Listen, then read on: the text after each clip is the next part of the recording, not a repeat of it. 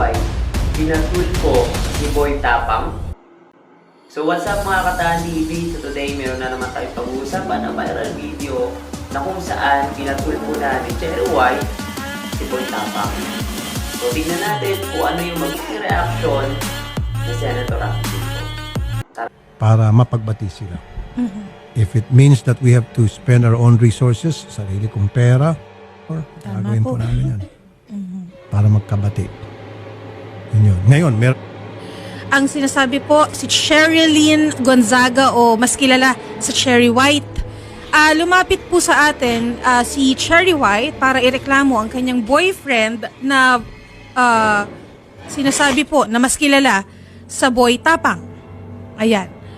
Okay, malaman po natin, Idol Rafi, dahil may mga kani-kanila silang sinasabi laban sa isa't isa. may mga version sila. May mga kanya-kanya version po sila. Mas maganda po na marinig din po natin mismo sa kanila. So parang vlogger to. Parehas vlogger po. At nag-aaway sila. Opo. Magkasintahan, magkaasawa. Magkasintahan, Idol. Okay. Hindi po sila kasal.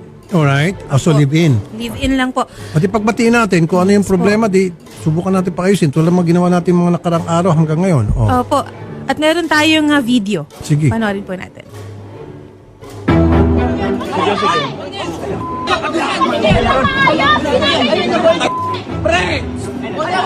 Yan po si Boy Tapang. May security guard doon na umawat. Buhayin mo yung sarili mo! Huwag kami mga Bisaya! Alam kong mahina ka! Alam kong mahina ka! Tarang... Hoy! Oh! Okay. Tapos na? Sige, nandito ngayon si Ma'am Cherry White. And then mamaya, subukan natin tawagan si Boy Tapang. Ano ating purpose dito? Po, ay para mapag-ayos sila. Tulad ng nangyari kaninang kaso bago nito. Ayan.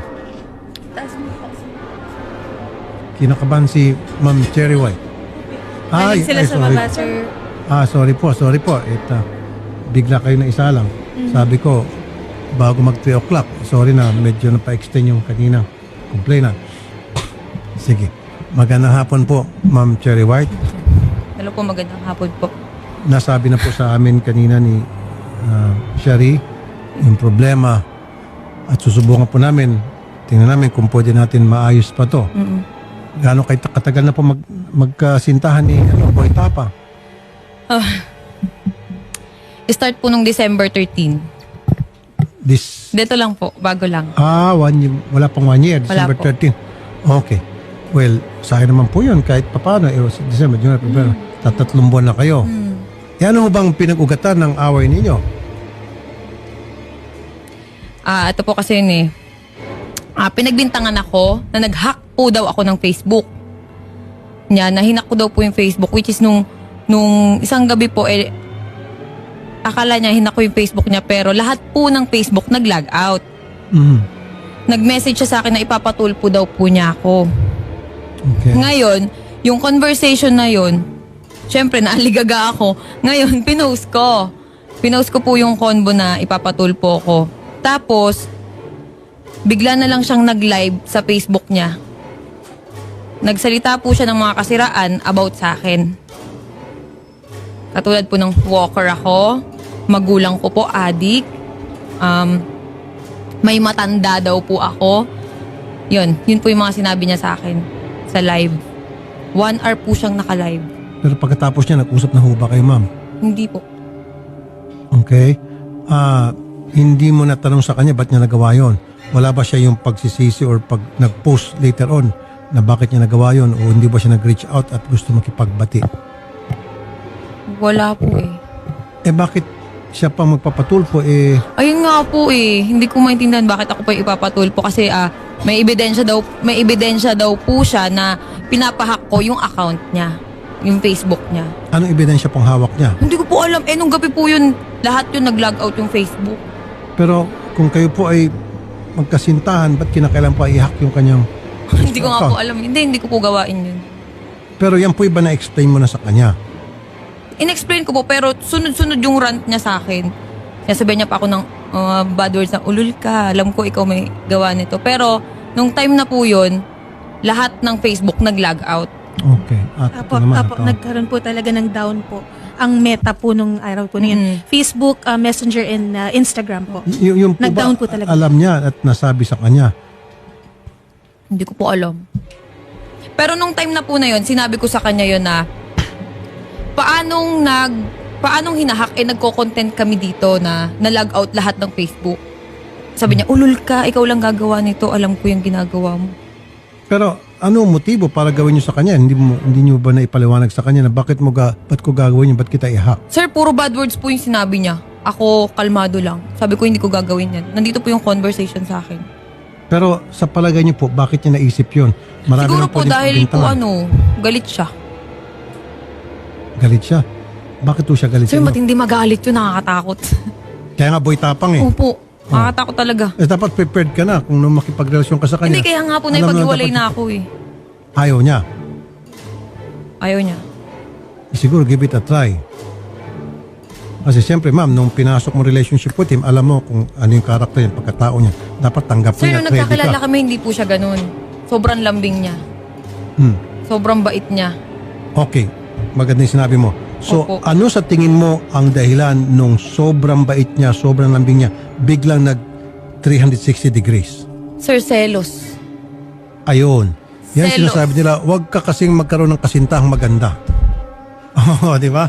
Kasi kung ikaw magkasintahan maganda, talagang marami kang problema dyan. Siyempre, Sir, natural. maganda eh. Hindi po daw ako maganda. Kasi sinasabi niya sa live, unggoy ka din. Tanggalin mo yung maskara mo. Pangit Kasi na. sir, ritoke daw po yung ilong ko. Wala namang masama kung ritoke. Oh, doon sa mga mga selosa at seloso, wag na kayo magkasintahan ng gwapo at maganda para hindi na kayo magsiselos. Wala nang aligid-aligid. Di ba? So, nagsiselo siya.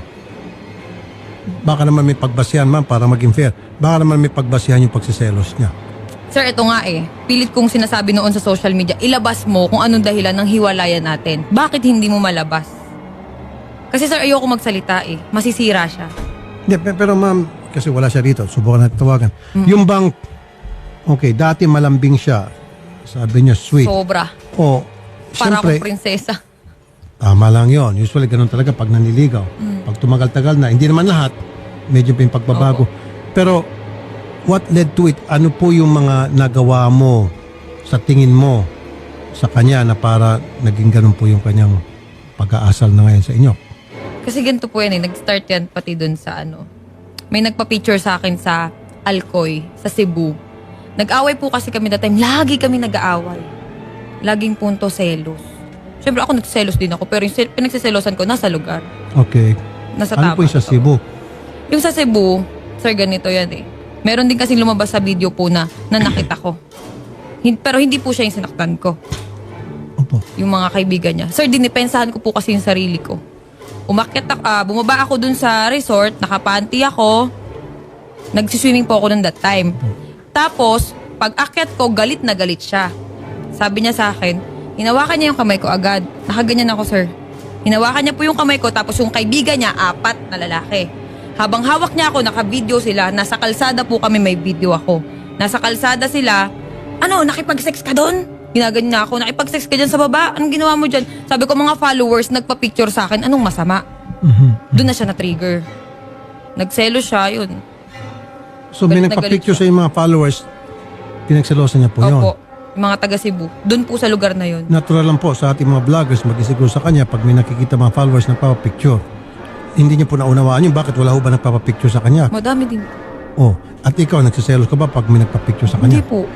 Normal po yun eh, pag may nagpa-picture. Kasi yung point po na yun, naghiwalay na naman kami. Yung mga nagpa-picture sa akin, pinatagay ako. Dun sa may resort. Siyempre, katuwaan po kami, yun. Pag akyat ko, yun, nagalit na siya. Anong dahilan daw bakit si Boy Tapang siya pa sana magpapatulfo? Ano sinasabi? Pinahack ko daw po yung account niya, kaya ipapatulpo niya ako. pagpapahack. Okay. Na wala naman pong basihan.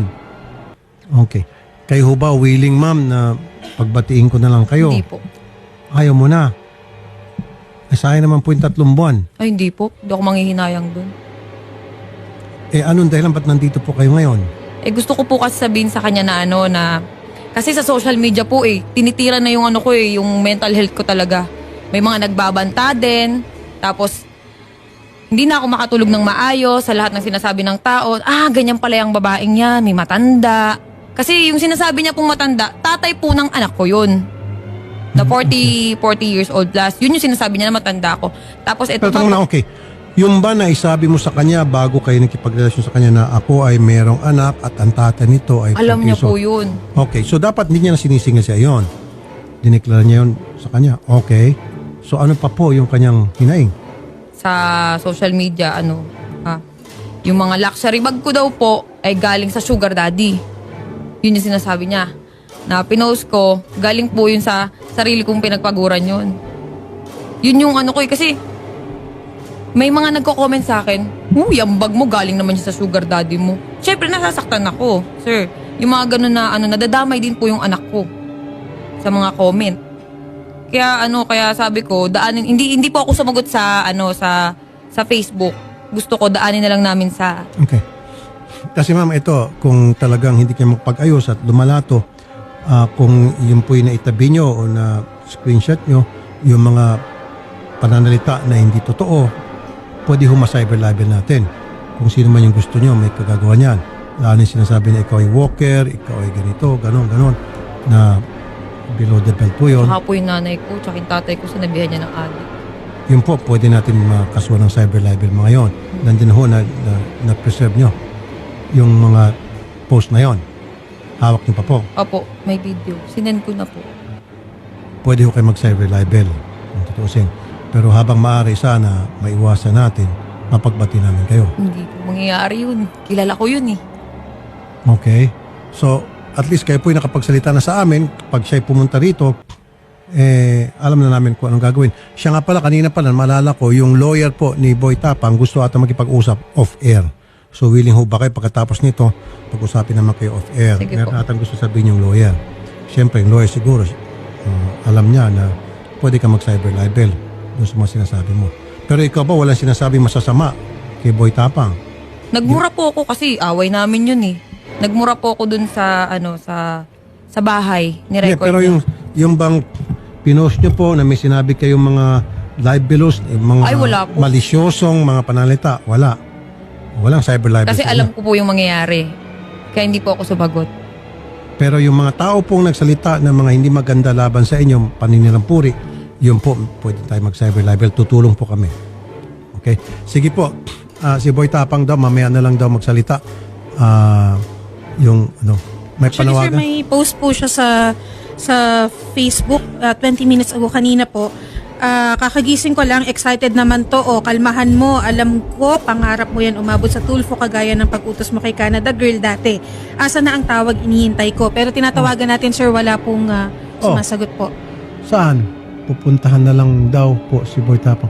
Hindi niya tinatawagan? Shari? Hindi po, tinatawagan po natin, sir. Ringing po, hindi po sumasagot, sir. Pero Yung mga nakausap staff natin po kanina yung lawyer, di ba? Opo, hindi po sumasagot. Tas kanina, ngayon po, cannot be reached na po. Yung number po na ibinigay po ni Ma'am Kasi Sherry nga, White. ayaw nga nila ng on-air. Ang gusto nila off-air. Yung lawyer. Yung lawyer daw po ang willing Yung lawyer daw po, makipag-usap. Ma'am Cherry White, willing na ata makipag-usap. So mas maganda kung lawyer, alam niya na anong pwede mangyari base doon sa mga sinabi mo na mga post. Actually, Sir Rapi, meron din po akong lawyer. Pwede din po siyang, yun din yung makipag-usap. Lawyer to lawyer. Opo. Patay na, mukhang tumitindi na to. Akong maaari sana, kayong dalawa lang. Hindi po. Mas mabilis masolve yun kung kayong dalawa lang. Hindi Kasi na po pag lawyer kaya. to lawyer, medyo ibang level Napahiya na. na po kasi ako sa social media eh. Wala na Nadama yung anak ko eh. Wala nang pag-asa na magkabalikan Wala kayo. po. Naku. Ano po mensahe nyo kay Boy Tapang?